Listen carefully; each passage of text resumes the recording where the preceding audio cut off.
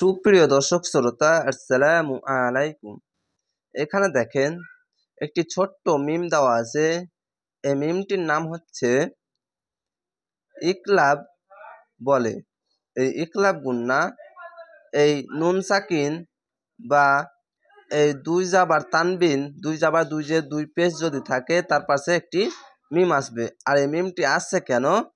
এখানে দেখেন বা তানবিন বা নুন সাকিনের পরে বা আছে, তাহলে তানবিনকে মিম মিম এখানে বাংলাতে লিখে রেখেছে মিম এর দ্বারা পরিবর্তন করে এক আলিফ পরিমাণ গুন্না, এখানে দেখেন গুন্না, এখানে গুন্না বলছে, আর গুন্নাটির নাম হচ্ছে ইকলাব বলে। ইকলাব গুন্না বলে।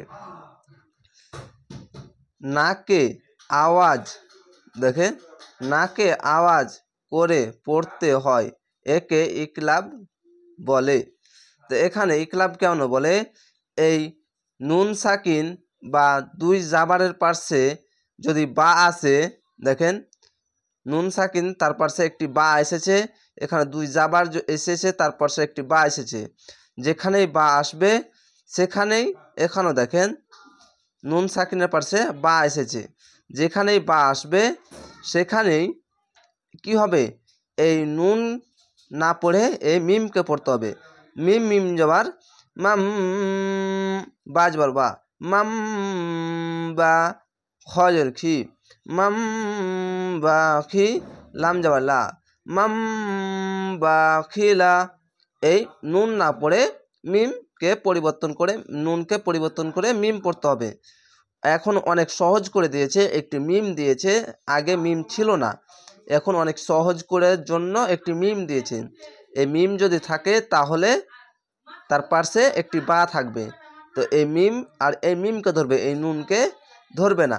সেরকমভাবে এখানে লাম জামা লা, নুন সিন জামা নাস, লা নাস, ফা জবর ফা, লা নাস ফা। আর এখানে দেখেন আইন, আইন আলিফ দো জবর আন না বলে আম, এই মিমকে পড়তে হবে। আম বিন্নাসিয়াহ, ইয়াহ। এখানে একটি মনে রাখেন, ক্লাসটা তো নিয়ে নিচ্ছি, এই তা না বলে হা কেন বললাম?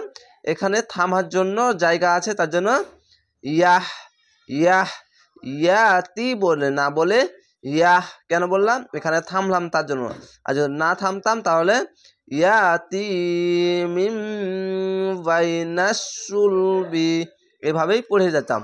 এখানে থামলাম তার জন্য গোলতা যেখানে থাকবে একে হা পড়ে নেবেন, হা, ইয়াহ, হা পড়বেন, একটি মনে মনে সাকিন দিয়ে হা পড়বেন, ইয়াহ, এভাবে মিলিয়ে পড়ে নেবেন। তো আপনাদেরকে সহজেই বুঝালাম কি, যদি নুন সাকিন পার্শ্বে যদি বা আসে তাহলে এই নুন সাকিনকে নুন না বলে এই মিম পড়তে হবে। এখানে দুই জাবার তানবিনকে নুন না বলে বা দো জবার না, এখানে দেখেন আইন দো জবার আন না বলে আম বলবেন, মিমকে পড়বেন। কেন? এখানে বা এসেছে। প্রত্যেক জায়গায় যদি থাকে এই বা, নুন সাকিনের পাশে বা, তাহলে এই মিমকে পড়তে হবে। আর যদি মিমটা যদি অনেক জায়গাতে নাই থাকে, যদি তানবিন বা নুন সাকিনের পাশে যদি বা আসে তাহলে এই নুনকে মিম পড়বেন। তো অবশ্যই আপনাদেরকে বোঝাতে পারলাম, এই বিষয়গুলি অবশ্যই মনে রাখবেন আর নিজে নিজে প্র্যাকটিস করবেন। তাহলে আপনারা এভাবেই ক্লাসগুলো দেখেন, আপনারা গুন্নার সম্বন্ধে স্পষ্টভাবে বুঝে নিতে পারবেন। তাহলে ভালো থাকেন, সুস্থ থাকেন। আসসালামু আলাইকুম।